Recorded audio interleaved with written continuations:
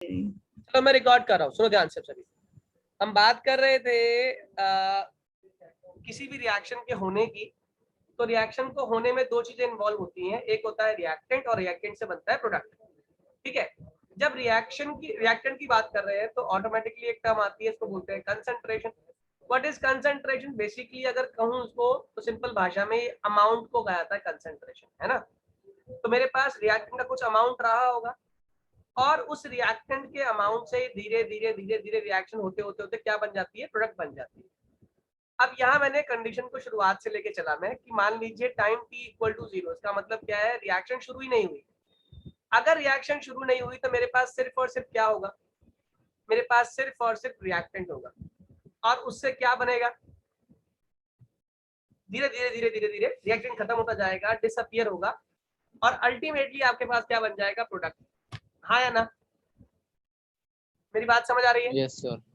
ठीक है, अब time t is equals to t dash, मतलब धीरे धीरे धीरे इसमें से कुछ टूटा, जितना टूटा उतना क्या बना? प्रोडक्ट। डिपेंडिंग अपॉन इनका मोलर रेशियो कितना है, 1:1 है, तो ऑब्वियस सी बात है अगर ये x टूटेगा तो x बनेगा।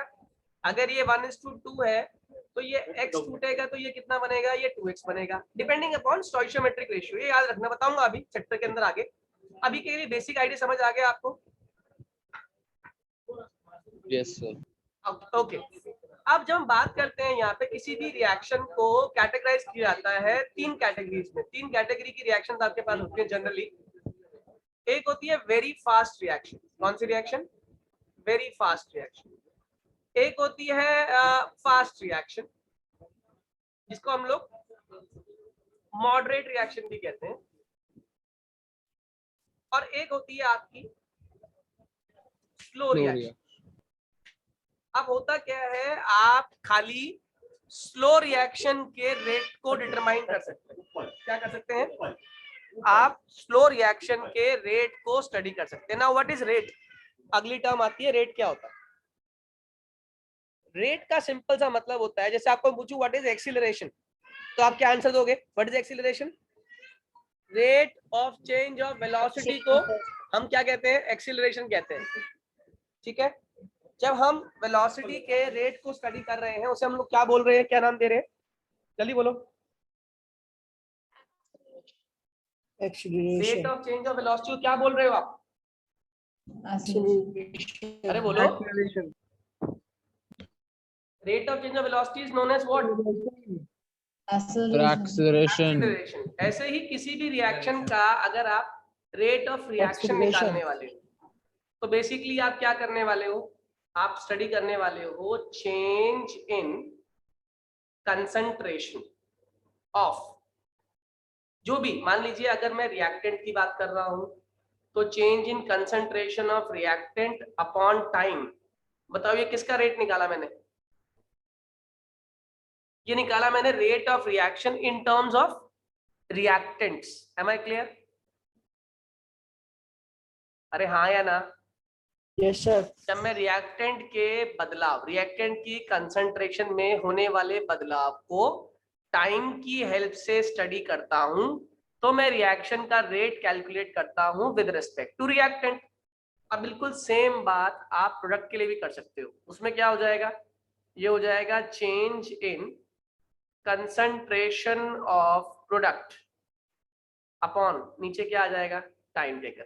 मेरी बात समझ आ रही है? हाँ या ना? हाँ या ना? इतना समझ आ गया? Yes sir. अब आप लोग पढ़े लिखे हो, इतना आइडिया आपको भी है रिएक्शन में क्या चीज है जो लगातार कम होती जाती है और क्या चीज है जो लगातार फॉर्म होती जाती है? रिएक्टेंट कम होती है। Very good. लगातार आपकी रिएक्शन में रिएक्टेंट कम होते जाएंगे और लगातार आपकी रिएक्शन में प्रोडक्ट बढ़ता जाएगा। अब फॉर कन्वीनियंस मैंने क्या किया? मैंने माइनस को इस्तेमाल किया रिएक्टेंट के लिए और प्लस को इस्तेमाल किया मैंने प्रोडक्ट के लिए। क्यों? माइनस का मतलब क्या है? डिसअपियरेंस, लगातार कम होता जा रहा है। और प्लस का मतलब क्या है? फॉर्मेशन। बात समझ आ रही है? It is just a sign convention, घबराने की जरूरत नहीं है। माइनस प्लस का मतलब कुछ भी नहीं है। Minus simply shows disappearance and plus simply shows appearance of product. Am I clear to all? जल्दी बोलो। यस। याद रहेगा सही बच्चों को? Kindly confirm. अभी तक हमने क्या क्या पढ़ लिया? हमने पढ़ लिया रेट। रेट क्या होता है? किसी भी सब्सटेंस की कंसंट्रेशन के बदलाव को जब आप टाइम के रेस्पेक्ट में स्टडी करते हो तो आप क्या निकाल रहे हो? तो उसका रेट निकाल रहे हो। अब ये रेट रिएक्टेंट की टर्म में भी निकाल सकते हो और ये रेट आप प्रोडक्ट की फॉर्म में भी निकाल सकते हो। जब आप रिएक्टेंट की टर्म में निकालोगे तो होगा change in concentration of reactant upon time taken. जब आप प्रोडक्ट की फॉर्म में निकाल रहे होगे तो ये हो जाएगा change in concentration of product upon time taken. मैंने कहा रिएक्टेंट धीरे धीरे खत्म होगा तभी तो प्रोडक्ट बनेगा। अब खत्म हो रहा है इसका मतलब डिसअपीयरेंस है, और डिसअपीयरेंस को मैंने किससे रिप्रेजेंट कर दिया? माइनस से। और अपीयरेंस को ऑब्वियस सी बात है, अगर डिसअपीयरेंस माइनस से शो कर रहा हूं तो अपीयरेंस किससे शो करूंगा? प्लस से। Am I clear to all? Yes चलिए गुड। कोई ऐसा बच्चा जिसे ना समझ आया please raise your hand once, ताकि मुझे कंफर्मेशन हो जाए और मैं आगे बढ़ूं। सबको समझ आ गया? Please raise your hand quickly. Sir raise मत करना है। क्या हुआ शायद? सर रेज मत करना है, बस एक सेकंड। अच्छा ठीक है, समझ आ गया ना? नहीं मैं रेज नहीं कर रहा, रिकॉर्ड कर रहा हूँ बच्चे। It would be helpful to you. Pradyuman समझ आ गया? तिशा, विधि, अनंत, निश्चल, ओके आगे की बात करता हूं मैं जरा। अब जैसे एग्जांपल की फॉर्म में मैं आपको इसे एक्सप्लेन करने की कोशिश करता हूं, उससे और क्लियर हो जाएगा। जैसे मान लीजिए एक रिएक्शन है A:B, ठीक है? Time t is equal to 0 पे ये मेरे पास 10 ग्राम था और ये मेरे पास 0 ग्राम था।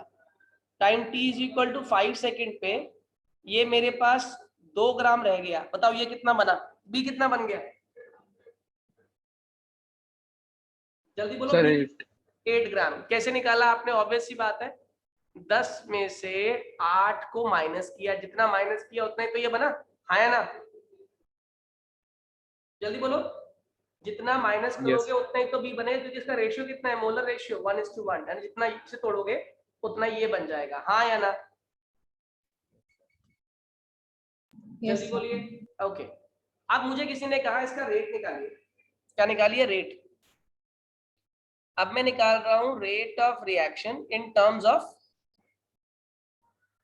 रिएक्टेंट्स। तो क्या करूंगा मैं? Delta A upon delta T. Delta मतलब जानते हो? डेल्टा मतलब चेंज। और चेंज कैसे निकालते हैं? हमेशा final minus initial upon time taken. बताओ कितना है फाइनल आपके पास? 2। कितना है इनिशियल आपके पास? 10। अपॉन कितना है आपका फाइनल टाइम? 5 सेकेंड। कितना है इनिशियल टाइम? 0 सेकेंड। बताओ क्या आंसर आने वाला है? -8/5। कितने लोगों को बात समझ आ गई? जल्दी बोलिए हाँ या ना? सर ये डेल्टा ए क्या? डेल्टा मतलब होता है चेंज। जैसे एक्सीलरेशन का रेट निकालते थे क्या करते थे? Final velocity minus initial velocity. तभी तो बोलते थे उसको चेंज इन वेलोसिटी। क्यों बेटा? हाँ सर ये ए क्या है इसके अंदर? ए रिएक्टेंट है ना? ए एक रिएक्टेंट है। ओके उसके फॉर्म में हमने स्टडी किया है। चलो तुम ही बताना बेटा मेरे को। अब मैं कह रहा हूँ रेट ऑफ रिएक्शन निकालो इन टर्म्स ऑफ प्रोडक्ट। बताओ क्या करोगे? Delta b upon delta very good. Delta b upon delta t. बताओ डेल्टा बी का फाइनल क्या है? B is 8 sir 8 -2 -0 upon time 5 -0। Answer कितना आ गया? 8/5। अब आप लोग मुझे लगता है जो मैंने समझाया उसे कोरिलेट कर पा रहे होंगे। बताओ रिएक्टेंट का डिसअपीयरेंस हो रहा है तो आपका साइन क्या आ रहा है? क्या साइन आया आपका? नेगेटिव -8/5। और प्रोडक्ट का फॉर्मेशन हो रहा है, बताओ साइन क्या आ गया? +8। Positive. जितना वो टूट रहा है, जितना वो टूट रहा है उतना ही वो फॉर्म हो रहा है। हाँ या ना? Yes, sir. कितने लोगों को पूरी कहानी समझ आ गई अच्छे से? क्लियर है? अब एक बात आप लोग याद कर लो, ये आगे ऑर्गेनिक में भी काम आएगी। हम खाली उसी रिएक्शन का रेट कैलकुलेट कर सकते हैं जो रिएक्शन असल में स्लो होती है। सिर्फ और सिर्फ स्लो रिएक्शन के रेट को आप स्टडी कर सकते हो या डिटरमाइन कर सकते हो, ना तो वेरी फास्ट रिएक्शन को, ना ही फास्ट रिएक्शन का रेट आप डिटरमाइन नहीं कर सकते, इसका आप रेट डिटरमाइन नहीं कर सकते। Am I clear to all? आया ना? मेरी बात समझ Yes, आ रही है sir. आप लोगों को? Yes, sir. Yes, sir. बेटा रिस्पॉन्ड करोगे तभी चलेगा पता मुझे आ रहा है समझ आपको या नहीं, अदरवाइज कोई Yes, फायदा नहीं sir. होता है इसका ऑनलाइन Sir, आ रहा है। क्लास। Yes sir. चलिए अब आगे की बात समझते हैं, देखता हूँ कितने लोग दिमाग लगाते हो। अब क्वेश्चन चेंज करता हूँ। ए गिव्स 2b, ठीक है, ए से क्या बन रहा है 2b बन रहा है। टाइम t इक्वल टू 0 पे मेरे पास a कितना था 1 मोल था, तो b कितना बना होगा 0। Time t is equal to t dash पे बताओ, यहां मैंने कर दिया 1 माइनस एक्स, बताओ b कितना बनने वाला है? X. 2x. Very good. Correct. 2x जितने लोग को समझ आ गया उनको कहानी क्लियर हो गई होगी, हाँ या ना? बताओ 2x क्यों बोला बच्चों आप लोगों ने? क्योंकि सर 1 मोल 2 मोल्स प्रोड्यूस कर रहा है। बहुत बढ़िया। इनका स्टोइशियोमेट्रिक रेशियो 1:2 का है या नहीं? अगर मैं आपसे Yes, अभी sir. रेट ऑफ रिएक्शन पूछूं ROR in terms of reactant, किसकी टर्म्स में? रिएक्टेंट की टर्म में, तो ये कितना हो जाएगा? It would be delta A upon delta T, हाँ या ना? बताओ कितना है delta A upon delta T? 1 minus X minus 1 upon नीचे कितना हो जाएगा? Delta T would be T dash minus 0, 1 से 1 कट गया, it would B minus x upon t dash. मेरी बात समझ आ रही है? आया ना? ओके। अगर अब मैं बात करूं rate of reaction in terms of product, तो यहाँ पे जो डेल्टा निकाला जाएगा that would be delta b upon delta t, it would be 2x minus 0 upon delta T would be T dash, तो ये हो गया हमारा 2x अपॉन टी डैश। आप बोलोगे सर ये तो 2x अपॉन टी डैश आ रहा है जबकि उधर हमारा x अपॉन टी डैश है। कितने लोगों को लग रहा है ये हमने सही लिखा है, बस एक गलती, एक चीज मिस कर दी है, बताओ क्या? जल्दी बोलो, इसमें क्या चीज करूं तो ये समझ आ जाएगी पूरी कहानी आप लोगों को। जो 2x अपॉन टी डैश है किसके लिए आया है? चलो ये बताओ, चलो 2x अपॉन टी डैश किसका आया है? हाँ प्रोडक्ट नहीं, प्रोडक्ट तो है, लेकिन मैं बात किसकी कर रहा हूँ? मैं रेट ऑफ रिएक्शन में प्रोडक्ट में किसकी बात कर रहा हूँ? मैं तो बी की बात कर रहा हूँ, लेकिन ये 2x अपॉन 2 डैश बी का नहीं है, ये 2b का है। कितने लोगों को ये बात समझ आ गई? Yes sir. तो अगर मुझे b का निकालना है तो मुझे क्या करना पड़ेगा? उसे 2 से डिवाइड करना पड़ेगा, तो ये ऑटोमेटिकली क्या निकल के आ गया? x upon t dash. कितने लोगों को ये बात समझ आ गई? बस मुझे ये समझाना था। Yes sir. समझ आ गई? ये गलती मत करके आ जाना कि अरे ये तो 2x अपॉन, हाँ बोलिए। So मैं डिस्कनेक्ट हो गई पर फिर से समझा। मैंने बोला बेटा ये जो हमने रेट ऑफ रिएक्शन निकाला प्रोडक्ट का, ये तो b का निकालने के लिए मैं कह रहा हूं, लेकिन जो 2x आ रहा है 2x माइनस 0 मैं कर रहा हूं, वो तो मैं एज अ होल 2b का निकाल रहा हूं ना। क्यों बेटा इशिता? यस सर, यस तो सर। अगर b का निकालना तो क्या करना पड़ेगा मुझे? 2 से डिवाइड करना पड़ेगा, और 2 से मैंने इसको डिवाइड कर दिया, it would come out as x upon t dash. Am I clear to all? Yes. ठीक है। अब एक Yes. टर्म तो ये पढ़ लिया आपने कि रेट कैसे निकालते हैं, रेट में माइनस प्लस का क्या साइन होता है। अब मैं आपको एक चीज और सिखाता हूँ, वो बहुत ध्यान समझना। हम किसी भी रिएक्शन को देखकर उसका रेट लॉ लिख तो देते हैं, मगर वो सही प्रोसीजर नहीं होता बच्चों। कैसे? जैसे मान लो एक रिएक्शन है N2 + 3H2 gives 2NH3, सही है। एक बात तो याद रखना, हर एक रिएक्टेंट की अपनी एक इंपॉर्टेंस है। क्या बोला मैंने? हर रिएक्टेंट की रेट ऑफ रिएक्शन में अपनी अपनी इंपॉर्टेंस है। और एक बात बताओ मुझे, एक क्वेश्चन का जवाब देना चाहिए। आपने 1 कप चाय बनानी है, क्या बनानी है? 1 कप चाय। आपने उसमें 400 ml दूध लिया, 100 ml पानी लिया, 1 चम्मच चाय पत्ती ली, 1 इलायची ले ली, 10 ग्राम अदरक डाल दिया और 10 मिनट के लिए उबाला। आप बताओ चाय जो बनती है वो कब बनती है? जब ये चीजें अलग अलग उबलती हैं या एक साथ एक ही टाइम पे उबलती हैं? एक सर साथ एक साथ जब मिल जाती है। बहुत बढ़िया। इसका मतलब अगर चाय बनना एक प्रोडक्ट फॉर्मेशन है तो इस चाय बनने के प्रोडक्ट फॉर्मेशन में इन्वॉल्व होने वाले जो रिएक्टेंट है उनकी कंसंट्रेशन अलग अलग है, उनका क्या सेम होना चाहिए? सोच के बताना, दिमाग लगा के। उन सबका क्या सेम होना चाहिए इररिस्पेक्टिव ऑफ देयर कंसंट्रेशन? तो क्वेश्चन रिपीट करना एक बार। मैंने कहा चाय बनाने में जो आपके रिएक्टेंट्स इस्तेमाल हो रहे हैं उनकी मात्रा अलग अलग है, लेकिन चाय के उबलने का टाइम सबका एक ही होना चाहिए, यानी कि सारे कंपोनेंट्स का उबलने का टाइम एक ही होना चाहिए, यानी कि चाय बनने का टाइम सबका एक ही होना चाहिए। तो मेरा क्वेश्चन है आपके हिसाब से इस रिएक्शन को होने के लिए जबकि कंसंट्रेशन अलग अलग है, इनका क्या चीज सेम होना चाहिए? Boiling sir point. Rate same होना रेट चाहिए। सेम होना चाहिए। Very good. ये सभी एक साथ कंबाइन करने चाहिए, इनका रेट सेम होना चाहिए। इसका मतलब समझते हो क्या? इसको छोटे से एग्जांपल से क्लियर करता हूँ।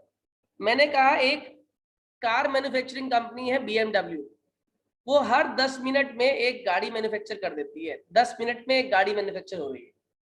इस गाड़ी को मैन्युफैक्चर करने के लिए इसके अलग अलग वो बने हुए हैं, चैम्बर्स बने हुए हैं। एक चैम्बर गाड़ी का बॉडी बनाता है, एक चैम्बर गाड़ी में इंजन लगाता है, एक चैम्बर गाड़ी में एक साथ टायर्स लगाता है, ठीक है, और एक चैम्बर एक साथ गाड़ी में शीशे लगाता है। शीशे शीशे सही है। अब जरा रेशियो चेक करें। रेशियो ये तो 1 रेशियो है, ये 1 रेशियो है, ये 4 रेशियो है, ये 6 रेशियो है। अगर गाड़ी 10 मिनट में तैयार हो रही है, इसका मतलब क्या कहना चाहते हो? गाड़ी 10 मिनट में तैयार हो रही है, इसका मतलब समझाओ मुझे, क्या मतलब है इसका?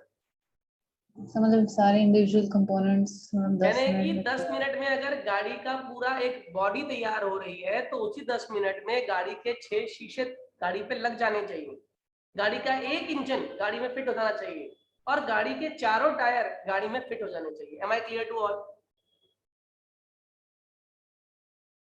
Yes sir. आप मुझे बताओ इस गाड़ी में सबसे तेज रेट किसका है? असल में रेट किसका तेज है? बॉडी का। किसका? बॉडी का। बॉडी का रेट तेज है? नहीं सर, सर शीशे का। वेरी गुड, शीशे का। बताओ क्यों? क्योंकि 10 मिनट में 6 शीशे लगने हैं, है ना। उसके बाद आएगा टायर, 10 मिनट में 4 टायर लगने हैं, 10 मिनट में एक इंजन लगना है, 10 मिनट में एक बॉडी लगनी है, हाँ या ना। अगर हम बॉडी को, इंजन को एक एटम मान रहे हैं तो देखो उसमें इस्तेमाल होने वाला एक एटम 10 मिनट में कंबाइन कर रहा है, एक एटम 10 मिनट में कंबाइन कर रहा है, इसके 4 एटम कंबाइन कर रहे हैं और इसके 6 एटम उसी टाइम में कंबाइन कर रहे हैं। Am I clear to all? ये बात समझ आ रही है आप लोगों को? क्या कहना चाह रहा हूँ, जल्दी बोलो। Yes sir. अभी जो आपने चलो मैं इसको एक और इजी एग्जांपल से क्लियर करने की कोशिश करता हूँ। आप लोगों में से कितने लोगों ने रिले रेस दौड़ी हुई है? रिले रेस, बैटन रेस भी कहते हैं इसको हम लोग। भागा है कभी जिंदगी में? ये 400 मीटर का एक पूरा ग्राउंड है, ट्रैक पूरा 400 मीटर का है। यहाँ पे 4 लोग खड़े होते हैं, 4 लोग अपने अपने पॉइंट्स पर, ठीक है। ये टीम 1 है, ऐसी एक टीम 2 है, ऐसी एक टीम 3 है। टीम 1 में ये वाला जो प्लेयर है ना, ये अपने काम को 5 मिनट में पूरा करता है, जबकि ये जो बंदे हैं ये उसी काम को 1-1 मिनट में पूरा करते हैं, 1-1 मिनट में, 1-1 मिनट में पूरा कर देते हैं। मेरे क्वेश्चन का जवाब दीजिएगा, इस रिएक्शन के अंदर जो टाइम लगने वाला है या रिएक्शन का जो ओवरऑल टाइम लगेगा उसको डिसाइड करने के लिए कौन रिस्पॉन्सिबल है? सर 5 मिनट वाला। बहुत बढ़िया। पहले वाला। इसका मतलब ये इस रिएक्शन की सबसे कमजोर कड़ी है, सबसे स्लो कड़ी है, हाँ या ना? Yes sir. अगर ये स्लो कड़ी है तो ये रिएक्शन के रेट को यही डिटरमाइन करेगा, करेगा या नहीं करेगा? Yes sir.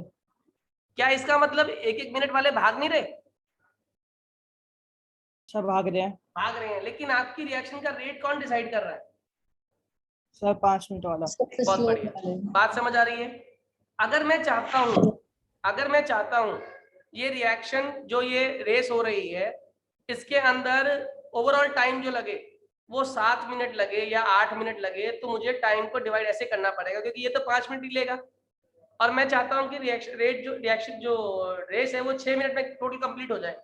तो इसको जो काम करना था वो 20 सेकंड में करना पड़ेगा, इसको भी 20 सेकंड में करना पड़ेगा, इसको भी 20 सेकंड में करना पड़ेगा, तब जाके ओवरऑल जो रेस होगी वो 6 मिनट में खत्म होगी। हाँ या ना? Yes sir. यहां पर मैं जो बात बताना चाह रहा हूं वो यही है। अब जरा रिएक्शन पे आते हैं। इस रिएक्शन में आपको दिखाई दे रहा है 1 मोल N2 है, 3 मोल H2 है और 2 मोल अमोनिया है, दिख रहा है? Yes sir. इसका Yes, मतलब sir. जितनी देरी में 1 मोल N2 कंज्यूम हो रहा है, एग्जैक्टली उतनी देरी में 3 मोल H2 को कंज्यूम होना पड़ेगा। मानते हो बात, नहीं मानते हो? Yes sir. अगर जितनी देर में 1 मोल N2 कंज्यूम हो रहा है, अगर उतनी देर में 3 मोल H2 कंज्यूम होगा, तब जाके आपका 2 मोल अमोनिया बनेगा। Am I clear to all? Yes sir. Yes, sir. लेकिन हम Yes, जब sir. भी बात करेंगे, हम इंडिविजुअल एटम के रिस्पेक्ट में बात करेंगे, इंडिविजुअल रिएक्टेंट के, इंडिविजुअल प्रोडक्ट के रिस्पेक्ट में बात करेंगे। क्या मतलब है इसका? अगर मैं इस रिएक्शन का रेट लॉ लिखूं, तो रेट लॉ कह रहा है rate is equals to minus delta N2 upon delta T is equals to minus 1/3 delta H2 upon delta T is equals to plus 1/2 delta NH3 upon delta T। Am I clear to all? हाँ या ना? ये मैंने Yes, sir. 1/3 1/2 क्यों लिखा है, जल्दी बोलो। सर ये मोल्स है उनके, क्योंकि वो 3 बढ़िया। मोल एक बार में कर रहे हैं, क्योंकि वो 2 मोल में वो कर रहे हैं। 3 मोल को रिप्रेजेंट